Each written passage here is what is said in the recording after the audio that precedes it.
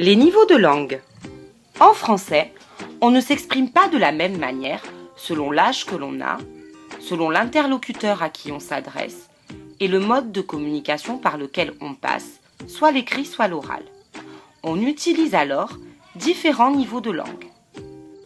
Le niveau de langue familier est un niveau de langue que l'on utilise lorsqu'on s'adresse à un interlocuteur que l'on connaît bien, un ami ou un membre de sa famille. C'est un niveau de langue que l'on utilise dans la conversation oralement. Il contient des abréviations, des mots argotiques et les formes grammaticales ne sont pas toujours correctes. Le deuxième niveau de langue que l'on utilise est le niveau de langue courant. C'est le niveau de langue de tous les jours.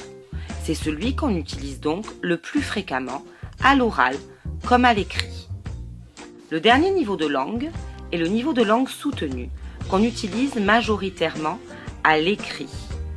Les formes grammaticales sont complexes et le vocabulaire est recherché, précis, voire scientifique.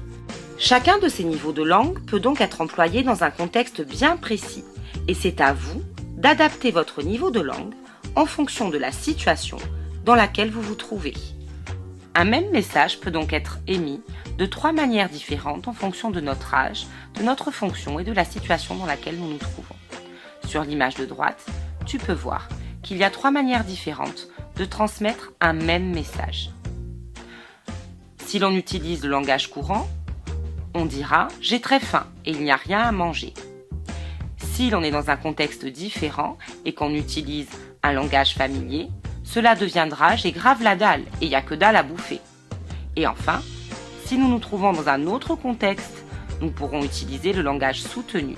Mon estomac me crie famine et je me trouve à court de vivres.